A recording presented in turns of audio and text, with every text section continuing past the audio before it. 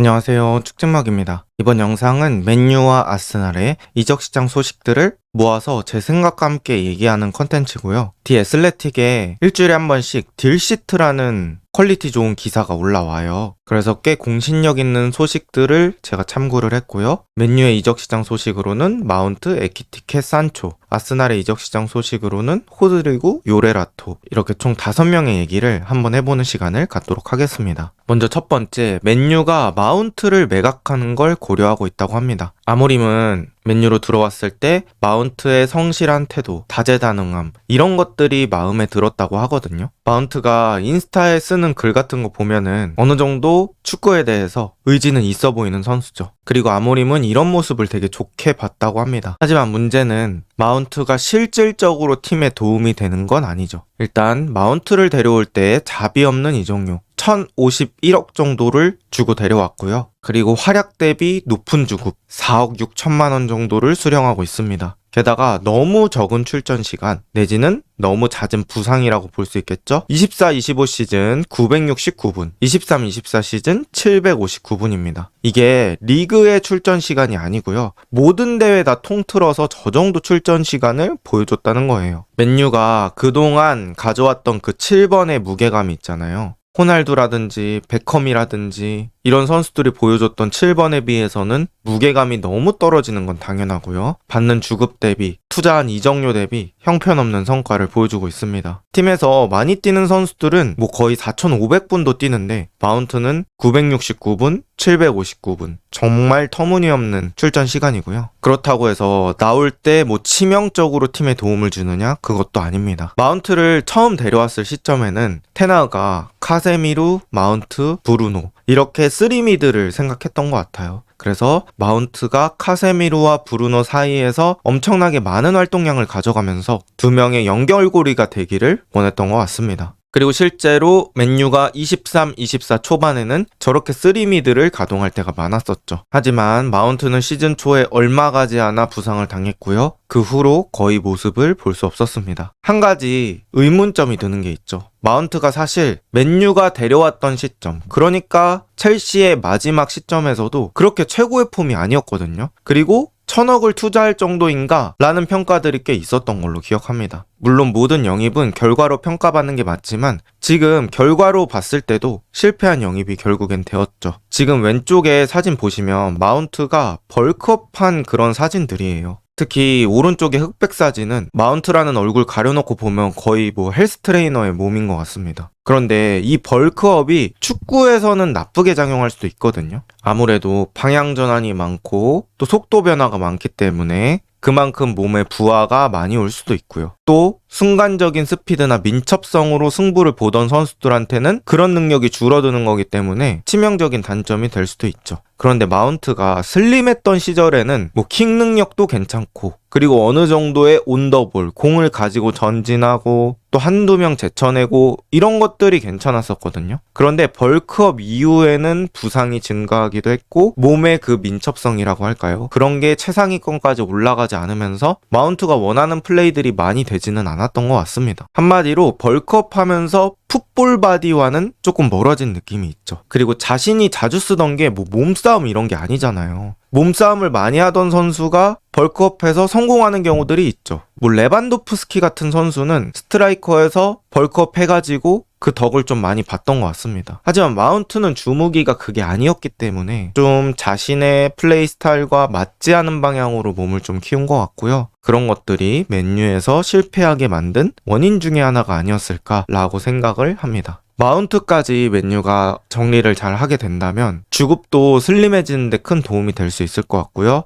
마운트 매각한 돈, 나머지 공격수들 매각한 돈으로 또 맨유에 필요한 자원 사올 수 있는 그런 동력을 만들어낼 수 있을 것 같습니다. 그 다음은 맨유가 에키티케에 대해서 영입을 문의했습니다. 이제 프랑크푸르트는 여전히 1억 유로를 고수 중이라고 해요. 1,578억입니다. 프랑크푸르트도 아는 거죠. 스트라이커 매물이 많지 않고 우리의 에키티케가 인기가 많구나. 우리가 굳이 돈을 낮출 필요가 없네? 그리고 실제로 우리는 계속 쓰는 것도 좋고 이런 식의 생각을 하고 있는 것 같아요. 그래서 에키티케의 가격은 그렇게 내려간 느낌이 아닙니다. 또 맨유의 스트라이커 상황에 대해서 한번 얘기를 해볼게요. 일단 요케레스가 맨유보단 아스날을 선호한다. 이런 얘기가 나오면서 이제 맨유 입장에서는 스트라이커를 데려와야 됐는데 또 다른 선수를 찾아야 되는구나. 그래서 이제 아모림이 에키티케에게 관심이 생겼다. 이런 얘기가 나오고 있고요. 이번 시즌 22골과 12개 어시스트를 보여줬던 선수인데 이번 시즌 잘했던 선수는 맞습니다. 그리고 충분히 영입할 만한 메리트가 있는 선수도 맞습니다. 하지만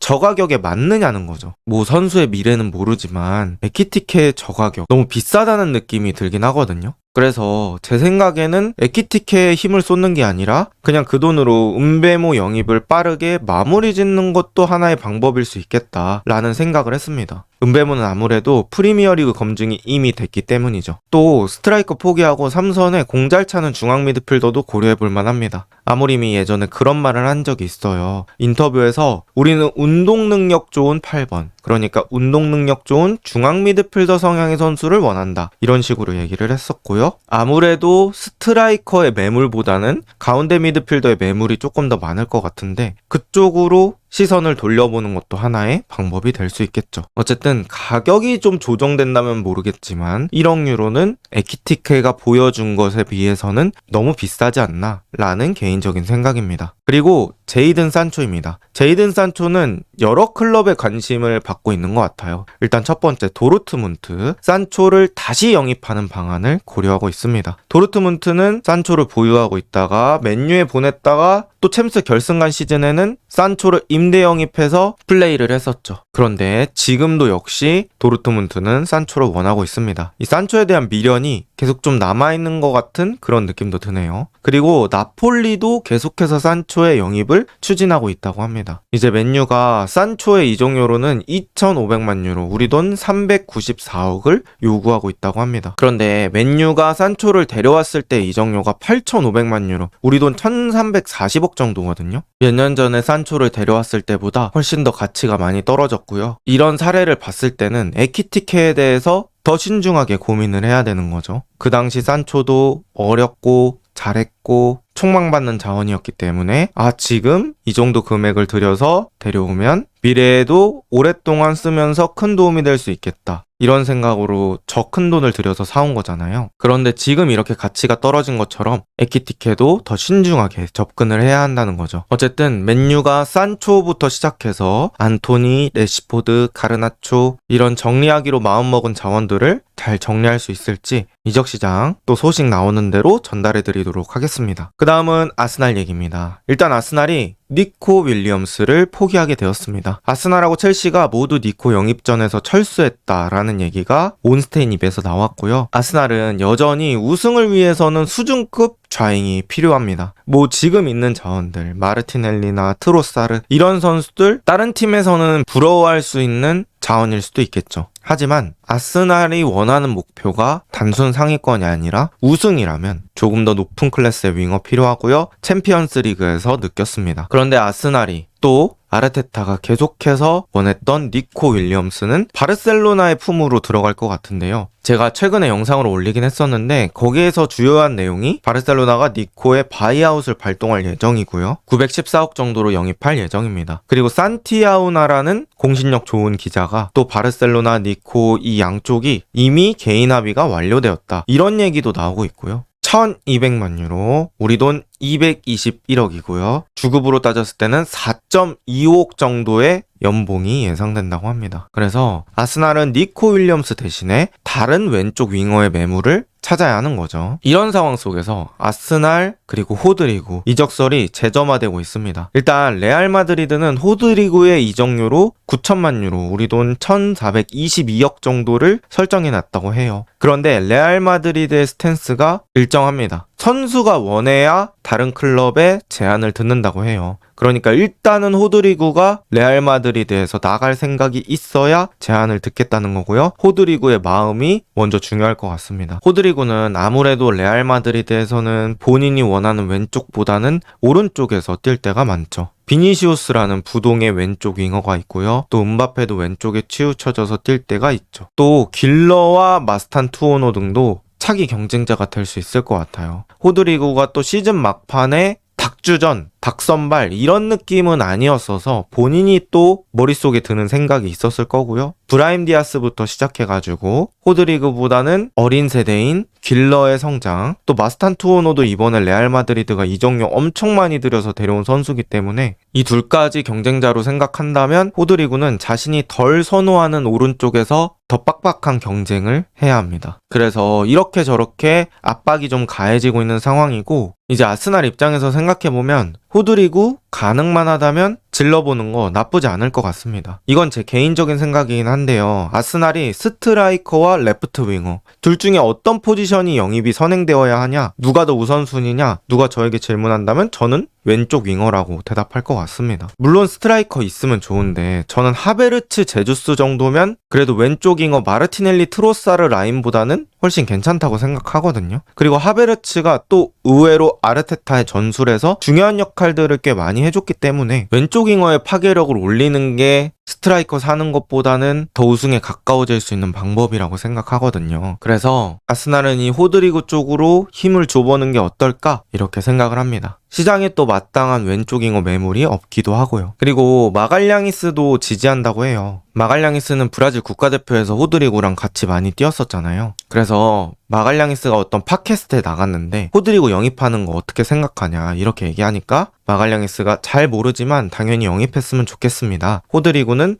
특별한 사람입니다. 그러면서 phenomenon 이라는 단어를 사용했거든요. 이게 직역하면 현상이라는 뜻인데 뭐 특별한 현상, 특별한 사건 이런 것들에 쓴다고 합니다. 그리고 이 수식어가 주로 누구한테 쓰였냐? 바로 왼쪽에 있는 R9 호돈신에게 쓰였었죠. 그리고 실제로 호돈신의 다큐 이름도 이거고요. 어쨌든 그 정도로 특별한 표현을 했고요. 마갈량이스가 결정권이 있다면 자기도 당연히 데려올 거다 이렇게 얘기했습니다. 그래서 호드리구가 아스날 내부에서도 좀 지지를 받고 있지 않나 이렇게 생각을 하고요. 또 아스날의 요렐 하토라는 선수의 접촉을 시작했다고 해요. 요렐 하토는 간단하게 말씀드리면 06년생 19살이고요. 레프트백과 센터백이 가능한 자원입니다. 그리고 네덜란드 국적이고 아약스 소속입니다. 이제 FM이라는 게임을 하시는 분들은 아실 거예요. 이 요렐 하토라는 선수가 흔히 말하는 본자라고 불리는 선수고 뭐 센터백, 레프트백 다 가능한 왼발 수비 자원이라서 정말 많이 사랑을 받죠. 그런데 진짜 FM은 과학인 게 실제로 이렇게 유럽 상위권 팀들한테 러브콜을 받고 있습니다. 일단 아스날의 레프트백 상황을 볼게요. 일단 티어니는 셀틱으로 갔고요. 진첸코는 정리하려고 시장에 매물로 내놓은 상황인 것 같습니다. 그리고 토미야스는 사실상 없는 자원이라고 봐야 될 것 같아요. 지난 시즌 6분 뛰었고요. 너무 부상이 잦아서 아스날 입장에서는 부상 없는 스쿼드 자원을 찾아야 하고요. 그게 하토가 되는 것 같습니다. 그리고 이 하토가 중요한 게 출전 시간이라고 해요. 그러니까 돈도 돈이지만 자기가 계속 뛰는 걸 중요시 하는데